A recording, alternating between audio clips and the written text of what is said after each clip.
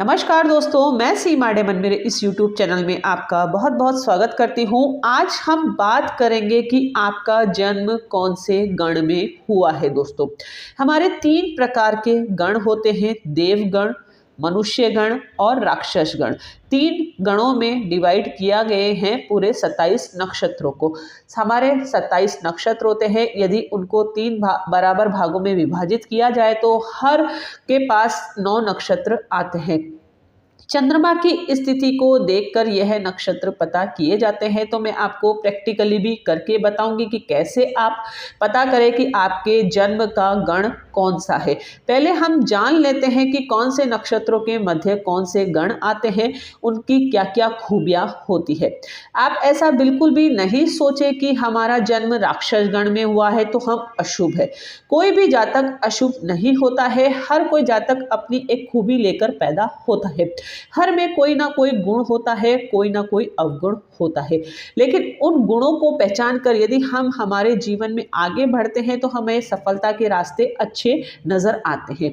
यह गण जब कुंडली मिलान करते हैं तब इनका यूज किया जाता है कि आपकी शादी कौन से जातक के साथ होती है या जातिका के साथ होती है तो उसका गण कौन सा है, दोनों के गणों में मिलान है कि नहीं है, उसके अनुसार आपके कितने अंक प्राप्त होते हैं। तो कुंडली मिलान करते समय यह यूज किया जाता है। दोस्तों, अब हम कैसे जाने कि आपका जन्म देवगण में हुआ है। यदि आपके जन्म का नक्षत्र अश्विनी है, अनुराधा है, श्रावण है, मृगशिरा है, पुष्य है, हस्त है, स्वाति है, पुनर्वसु है या फिर रेवती है, इन नक्षत्रों के मध्य यदि आपका जन्म हुआ है, चंद्रमा की स्थिति को देखकर जाना जाता है। वह मैं आपको प्रैक्टिकली करके बताऊंगी। तो पहले आप इस चीज को समझ लीजिए। यदि आपका जन्म इन नक्षत्रों के मध्य हुआ है तो आप सदा देवगण के मध्य आते हैं। अब देवगण की क्या क्या खूबी होती है, यह बहुत ही दयावान प्रवृत्ति के होते हैं, बहुत ही सरल स्वभाव के होते हैं, इनका दिमाग बहुत अधिक तेज चलता है, अर्थात अपने बुद्धि बल से ये त्वरित निर्णय लेते हैं जिससे जीवन में इनको बहुत अधिक सफलता प्राप्त होती है। यह दिल वाले भी होते हैं। दिल वाले का मतलब है हर किसी की मदद करने के लिए तत्पर रहते हैं। भले ही उनके पास कुछ भी नहीं हो लेकिन दूसरों की मदद करने के पीछे बिल्कुल भी नहीं हटते हैं। कोई भी इनसे मदद मांगे तो सदा यह उनकी मदद करने के लिए तैयार रहते हैं। आकर्षक व्यक्तित्व वाले होते हैं, सरल और सीधे स्वभाव के होते हैं। जैसे कि नाम से ही जानते हैं कि देवगण यानी कि देवताओं के समान इनका स्वभाव होता है। गणों के आधार पर आप अपने स्वभाव के बारे में भी जान सकते हैं कि आपका स्वभाव कैसा होगा या सामने वाले जातक का स्वभाव कैसा होगा। उससे भी आप बहुत अच्छी भविष्यवाणी भी कर सकते हैं। दोस्तों, दूसरे नंबर पर आता है मनुष्य गण। मनुष्य गण कौन से नक्षत्रों के अंतर्गत आएगा। यदि आपके जन्म का नक्षत्र फाल्गुनी है, उत्तरा फाल्गुनी है, भरणी है, रोहिणी है, उत्तराषाढ़ है, आद्रा है, पूर्व आषाढ़ है, पूर्व भाद्रपद है या उत्तर भाद्रपद है तो आप मनुष्य गण के अंतर्गत पैदा होते हैं। यानी कि चंद्रमा की स्थिति इन नक्षत्रों के मध्य होगी तो आपका जन्म मनुष्य गण के अंतर्गत आएगा। अब आपकी क्या क्या खूबी होगी मनुष्य गण के हिसाब से, नाम से ही है जैसे कि मनुष्य, यानी कि आज का जो जीवन काल है उसी में यह एडजस्ट होने वाले व्यक्तित्व होते हैं। यह अपने विवेक से सभी कार्य करते हैं, अर्थात जहां कहीं भी इनको निर्णय लेना होता है तो यह अपने बुद्धि बल का अच्छा प्रयोग करते हैं। बुद्धिमान यह होते हैं और बहुत ही सरल स्वभाव के भी होते हैं।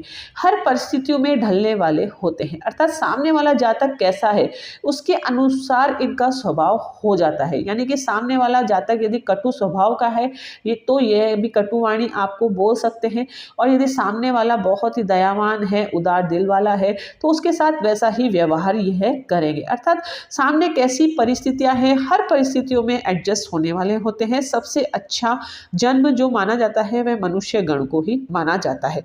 सरल स्वभाव के होते हैं, जल्दी से ये घबरा जाते हैं। यह इनकी एक छोटा सा अवगुण हम मान सकते हैं कि जल्दी से हर परिस्थितियों में थोड़ी सी घबराहट इनको अधिक हो जाती है, अर्थात टेंशन अधिक ले लेते हैं जीवन में।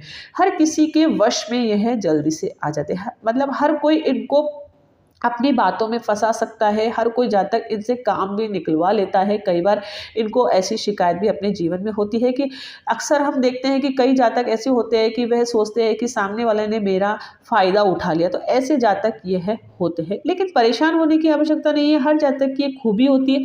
तो यह यदि अपने विवेक का सही प्रयोग करेंगे तो अपने जीवन में कभी भी इनको निराशा का सामना नहीं करना पड़ेगा दोस्तों। किसी भी परिस्थितियाँ हो उसमें सभी प्रकार में यह एडजस्ट हो जाते हैं आसानी से। तीसरा होता है राक्षस गण। राक्षस गण कौन कौन से नक्षत्रों के अंतर्गत आता है? यदि आपका जन्म का नक्षत्र कृत्तिका है, घनिष्ठा है, चित्रा है, मघा है, अश्लेषा है, विशाखा है, या ज्येष्ठा है, या मूल है, या शतभिषा है, इन नक्षत्रों के अंतर्गत यदि आपका जन्म हुआ है तो आप राक्षस गण के अंतर्गत आते हैं दोस्तों। अब राक्षस गण के नाम से ही हम ऐसा सोचे कि ये राक्षस प्रवृत्ति के हैं, बिल्कुल भी नहीं है। यदि आपके जन्म का गण यदि राक्षस है तो आप ऐसा बिल्कुल भी नहीं सोचे कि यह बहुत अधिक गलत इंसान होंगे, ऐसा नहीं। इनके अंदर भी बहुत अधिक अच्छी एक खूबी होती है। ये थोड़े से गुस्सेल और जिद्दी प्रवृत्ति के होते हैं, अर्थात इनको गुस्सा बहुत जल्दी आ जाता है। इनका एनर्जी लेवल बहुत अधिक हाई होता है, शॉर्ट टेम्पर भी ये हो सकते हैं, इसलिए कभी कभी हर किसी से लड़ाई झगड़ा भी ये कर लेते हैं। इनकी एक सबसे बड़ी खूबी ये होती है कि इनका सिक्स सेंस यानी कि छठी इंद्रिय बहुत अधिक काम करती है, अर्थात इनको पहले से ही पूर्वाभास हो जाता है कि कुछ होने वाला है जीवन में या ऐसा कुछ घटना घटित होने वाली है। इनका इंट्यूशन बहुत अधिक अच्छा होता है, जिसके कारण ये आने वाली विपत्तियों से बहुत ही डटकर सामना करने वाले होते हैं। मतलब कैसी भी परिस्थितियां आ जाए ये कभी भी घबराते नहीं है, तो ये इनकी बहुत बड़ी अच्छी खूबी है। आर्मी फोर्स में, एयर फोर्स में या फिर खेल कूदों में ये अपना अच्छा करियर बना सकते हैं, क्योंकि राक्षस गण में है तो निडर स्वभाव, साहसी स्वभाव होता है। किसी भी कैसा भी कार्य हो ये बहुत आसानी से कर जाते हैं, यानी कि घबराहट इनको बिल्कुल भी नहीं होती है। थोड़ा सा कठोर वचन यह बोलने वाले होते हैं, लेकिन इससे भी घबराने की ज़रूरत नहीं है। कहीं कहीं ऐसी परिस्थितियां भी होती है कि जब कठोर वचन बोलने से ही हमारा काम बनता है, तो यह गुण भी इनका काम में आता है। कभी कभी नकारात्मक चीज़ों को बहुत जल्दी से ये पहचान लेते हैं, यानी कि सामने वाला कैसा इंसान है बहुत जल्दी से ये पहचान लेंगे। आप इनके सामने ऐसा बिल्कुल भी इनको बेवकूफ़ नहीं बना सकते। इनका ये बहुत बड़ा गुण होता है कि ये किसी से जल्दी से किसी की बातों में जल्दी से नहीं आते हैं, अर्थात कोई भी इनको अपने वश में नहीं कर पाता है। जैसे कि मनुष्य गण होता है, हर कोई जातक उनको अपने वश में कर लेता है, अपनी बातों में घुमा फिरा कर उनसे काम निकलवा लेता है। लेकिन राक्षस गण के जातक जो होते हैं बहुत ही तेज होते हैं, निडर होते हैं, साहसी होते हैं, हर किसी को पहचान लेते हैं कि सामने वाला कैसा इंसान है, तो कोई भी इनसे जल्दी से जीत नहीं पाता है। ये हर क्षेत्र में अपना एक मुकाम हासिल करते हैं। इनको ऐसा मन में रहता है कि मैं आगे जाकर हर क्षेत्र में अव्वल आऊं। तो ये जितने भी हमारे साहसिक क्षेत्र होते हैं उनमें यदि अपना करियर सेट करें तो बहुत अधिक अच्छा होता है दोस्तों। अब हमने जान तो लिया है कि आपका जन्म देवगण में कब हुआ है, मनुष्य गण में हुआ है तो क्या कैसे गुण होंगे आपके, कौन से नक्षत्र में आप पैदा हुए तो मनुष्य गण के अंतर्गत आएंगे। अब आप देखें कैसे, आप प्रैक्टिकली कैसे पहचाने कि आपका जन्म कौन से गण में हुआ है। तो फॉर एग्जाम्पल आप देख सकते हैं यह एक लग्न कुंडली है। आपकी सुविधा के लिए मैंने यही सॉफ्टवेयर पर बना दी है, पेपर पेन पे बनाती तो काफ़ी समय लग जाता, इसलिए मैंने शॉर्ट वे में आपको समझाने के लिए यहीं पर आपको बता रही हूँ। जैसे कि आप देख सकते हैं ये मिथुन लग्न की कुंडली है। यहाँ पर आपको सबसे पहले क्या देखना है, चंद्र की स्थिति देखनी है, अर्थात चंद्रमा कौन सी राशि में है। चंद्रमा आप देखिए 12 नंबर राशि है, तो चंद्रमा जिस भी भाव में स्थित होता है, जिस राशि में स्थित होता है, वही आपकी चंद्र राशि होती है। ये तो आप भली बात जानते हैं। यदि अभी तक आपने बेसिक नहीं सीखा है तो बेसिक वीडियो भी ज़रूर देखें ताकि आपको सभी इंफॉर्मेशन अच्छे से समझ में आए। तो आपकी चंद्र राशि मीन राशि हो गई, हमने देख लिया। अब मीन राशि के नक्षत्र कौन कौन से होते हैं, 3 ही नक्षत्र होते हैं मीन राशि के पास। तो उन कौन से नक्षत्र आप कैसे देखेंगे, तो यहाँ पर एक लिस्ट रहती है नक्षत्रों की। तो यहाँ पे आपको चंद्रमा देखना है, चंद्रमा के आगे कौन सा नक्षत्र लिखा है, रेवती। तो रेवती आप देखिए यहाँ पर कौन से उसमें स्लॉट में लिखा हुआ है, मनुष्य गण में लिखा है, देवगण में लिखा है या फिर राक्षस गण में लिखा है। आप देख सकते हैं यहाँ रेवती लिखा हुआ है। तो इस जातक का जन्म देवगण में हुआ है। आप इस प्रकार से चेक कर सकते हैं, आप खुद भी 5 मिनट या 1 सेकंड में जान सकते हैं कि आपका जन्म कौन से गण में हुआ है। तो छोटी-छोटी बातें डिटेल में जब हम समझते हैं तो थोड़ा-सा समय लगता है, लेकिन जब आप करने लगते हैं तो 1 सेकंड में हमें सब पता चल जाता है, सामने वाले जातक का स्वभाव क्या होगा, कैसा होगा। अब रेवती नक्षत्र का राशि स्वामी क्या होता है? बुध ग्रह होता है। तो आप देखिए, बुध ग्रह है तो आप इस चीज को भी समझ सकते हैं कि ये मूल नक्षत्र में पैदा हुआ है। पिछला वीडियो मैंने मूल नक्षत्र के ऊपर बताया था कि आप कैसे जाने कि आपका जन्म नक्षत्र कैसा हुआ, तो दोनों चीजें आपने एक साथ पहचान ली। अब बुध के नक्षत्र में जातक का जन्म हुआ है तो तेज बुद्धिमान होगा, देवगण भी है और रेवती नक्षत्र भी है, तो दोनों ही बुद्धि बल को और अधिक बढ़ा देंगे।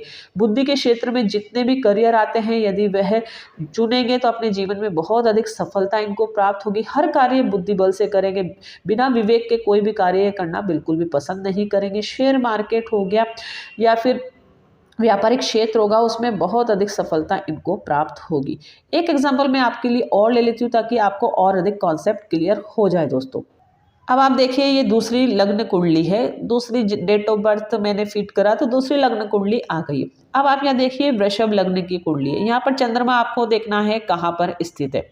तो चंद्रमा देखिए 3 नंबर में यहाँ स्थित है, तो इनकी राशि कौन सी हो गई? मिथुन। अब चंद्रमा कौन से नक्षत्र में स्थित है? सेकंड स्टेप वो है, सबसे पहले आपको राशि देखना है, उसके बाद उसका नक्षत्र आपको देखना है। नक्षत्र आप यहाँ से देख सकते हैं, जन्म नक्षत्र का विवरण यहाँ पर रहता है। तो चंद्रमा मृगशिरा नक्षत्र में है। मृगशिरा नक्षत्र का राशि स्वामी मंगल ग्रह होता है। तो मंगल जैसी खूबियां जातक की होगी। और कौन से गण में यह पैदा हुआ है, तो आप चेक करिए मृगशिरा नक्षत्र कौन से उसमें है। मृगशिरा नक्षत्र आप देख सकते हैं देवगण में ही है, तो इस जातक का जन्म भी देवगण में हुआ है। इस प्रकार से आप खुद चेक कर सकते हैं कि आपका जन्म कौन से गण में हुआ है दोस्तों। 5 मिनट या 1 सेकंड भी नहीं लगता है। और क्या क्या खूबी होती है आपको मैंने पूरा डिटेल में लिख कर बताया है। आप चाहे तो इसका स्क्रीनशॉट लेकर अपने नोट्स भी बना सकते हैं। इसी प्रकार से एस्ट्रोलॉजी से रिलेटेड बहुत ही महत्वपूर्ण जानकारियाँ प्राप्त करने के लिए आप मेरे इस चैनल को सब्सक्राइब करके जरूर रखें, ताकि आने वाला नेक्स्ट वीडियो आप तक जल्द से जल्द पहुँच सके। और वीडियो अच्छा लगे तो आप इसे ज़्यादा से ज़्यादा लाइक करें, दूसरों के साथ ज़्यादा से ज़्यादा शेयर करें। कोई भी सुझाव हो तो कमेंट्स के द्वारा मुझे ज़रूर बताएं। मिलते हैं नेक्स्ट वीडियो में इंटरेस्टिंग टॉपिक के साथ। तब तक के लिए thank you and bye bye.